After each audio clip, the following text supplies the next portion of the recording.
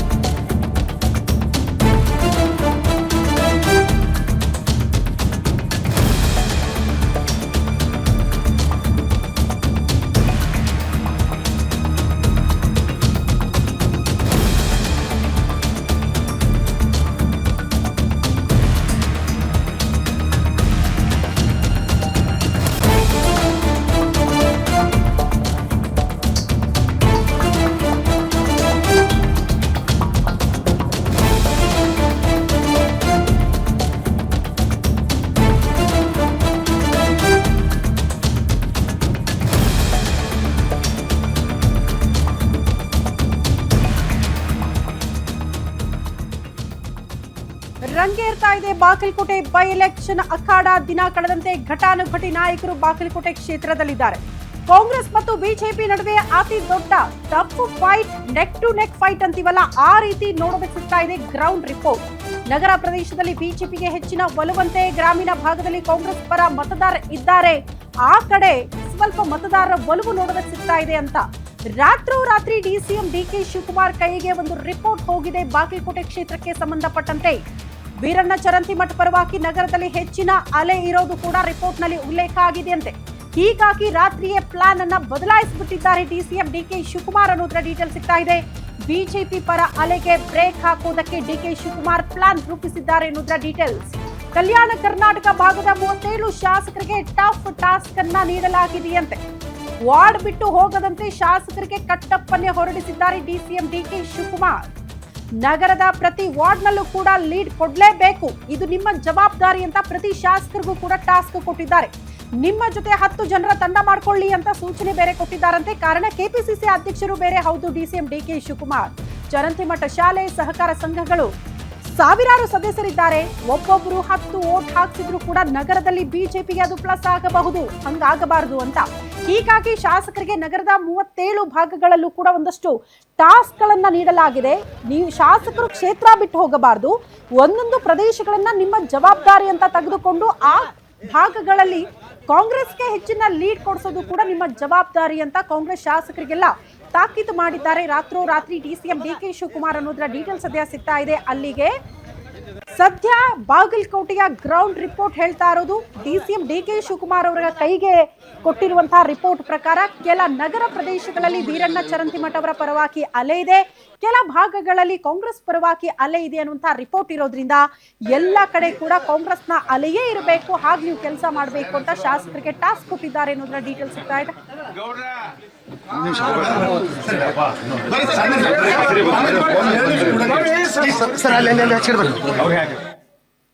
ಹಾಗಾದ್ರೆ ಬಾಗಲಕೋಟೆಯ ground report ಏನ್ ಹೇಳುತ್ತೆ, ಮತದಾರರ ಒಲವು ಯಾವ ಕಡೆ ಇದೆ, ಹೆಂಗೆಲ್ಲ ಅಬ್ಬರ ಪ್ರಚಾರ ಆಗ್ತಾ ಇದೆ, ಎಲ್ಲದರ ಬಗ್ಗೆ ಇಂಚಿಂಚು ಮಾಹಿತಿ ಕೊಡೋದಕ್ಕೆ ಬಾಗಲಕೋಟೆಯಿಂದಲೇ political bureau head Maruti Pavagada ನೇರ ಸಂಪರ್ಕದಲ್ಲಿ ಜಾಯಿನ್ ಆಗ್ತಿದ್ದಾರೆ. ಮಾರುತಿ, ಬಾಗಲಕೋಟೆಯಲ್ಲಿ ಇದ್ದೀರಿ, ಹೋದ ತಕ್ಷಣ ಹೆಂಗ್ ಕಾಣಿಸ್ತಾ ಇದೆ ಹವಾ, ಏನ್ ಹೇಳ್ತಾ ಇದೆ ಗ್ರೌಂಡ್ ರಿಪೋರ್ಟ್ ಅಂತ? ಹಿಂದೆಲ್ಲ ಜನ ನಿಂತಿದ್ದಾರೆ, ಮತದಾರರ ಒಲವು ಯಾವ ಕಡೆಗಿದೆ ಅಂತ?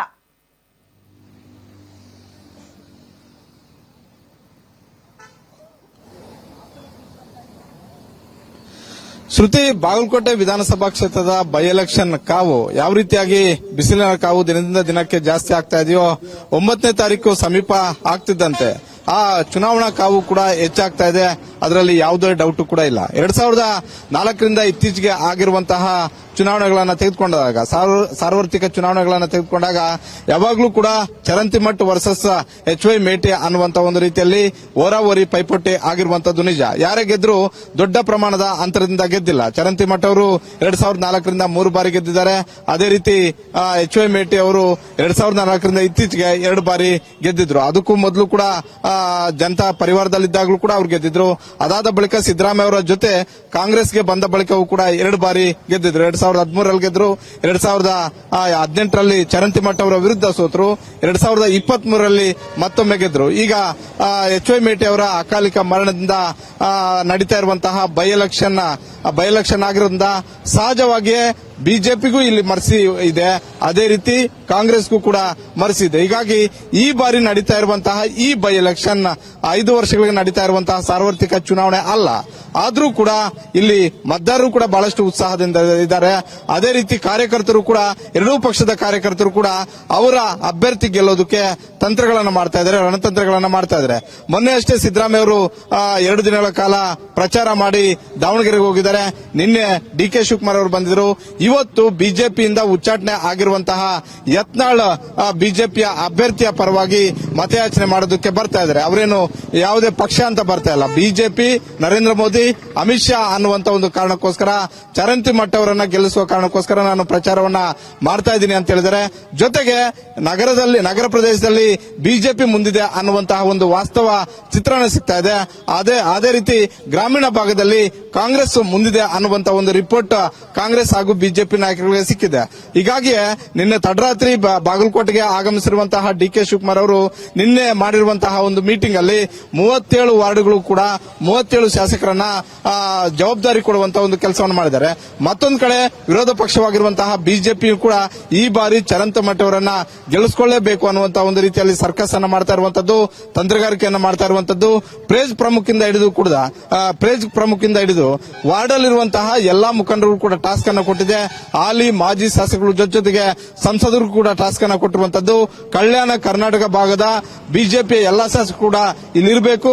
ನಗರ ಮತ್ತು ಗ್ರಾಮೀಣದಲ್ಲಿ ಈ ಬಾರಿ ಶತಾಯಗತಾಯ ಬಿಜೆಪಿ ಲೀಡ್ ತಗೊಂಡು ಚರಂತಿ ಮಠ್ ಅವರನ್ನ ಗೆಲ್ಲಿಸಿಕೊಳ್ಳಬೇಕು ಅನ್ನುವಂತಹ ಒಂದು ಸರ್ಕಸ್ ಅನ್ನ ಮಾಡ್ತಿರುವಂತದ್ದು.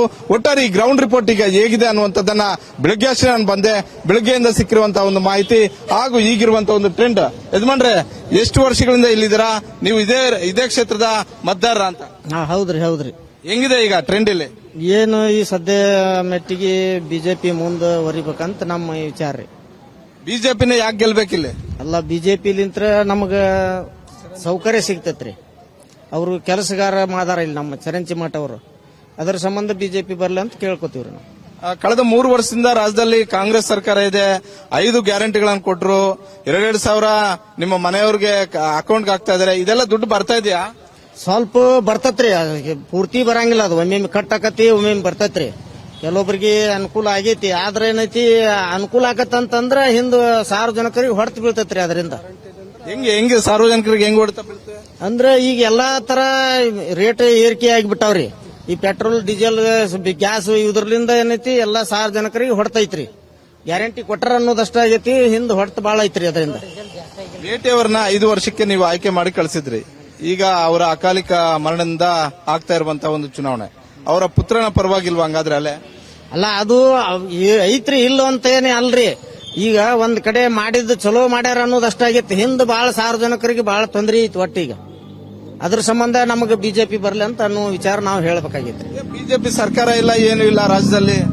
ಈ ಸರ್ಕಾರ ಇಲ್ಲ ಅಂದ್ರೂ ನಮಗ ಕಾಂಗ್ರೆಸ್ ಅವ್ರು ಹೇಳೋದು ನಮಗ್ ಸರ್ಕಾರ ಇದೆ, ನಮ್ಮ ಅಭ್ಯರ್ಥಿನ ಗೆಲ್ಲಿಸಿದ್ರೆ ಬಾಗಲಕೋಟೆಗೆ ಎಲ್ಲಾ ಸವಲತ್ತನ್ನು ಕೊಡ್ತೀವಿ, ಎಲ್ಲಾ ಯೋಜನೆಗಳನ್ನು ಕೊಡ್ತೀವಿ, ಎಲ್ಲಾ ಕೆಲಸಗಳನ್ನು ಕೊಡ್ತೀವಿ, 5 ಗ್ಯಾರಂಟಿಗಳನ್ನು ಕೊಟ್ಟಿದ್ವಿ ಅಂತ ಹೇಳ್ತಾರೆ. ಅಲ್ಲ, ತಮ್ಮ ಸ್ವಾರ್ಥಕ್ಕಾಗಿ ಮಾಡ್ತಾರೆ ಯಾರಾದ್ರೂ. ಜನರ ಸ್ವಾರ್ಥಕ್ಕಾಗಿ ಏನ್ ಮಾಡುದಿಲ್ಲ ಅವರು. ಈಗ ಹೇಳ್ತಾರ, ಹೇಳಿದ ಪ್ರಕಾರ ನಡ್ಕೊಳಂಗಿಲ್ರಿ. ಅವರು ಹೇಳಿದ ಪ್ರಕಾರ ನಡ್ಕೊಳಂಗಿಲ್ರಿ.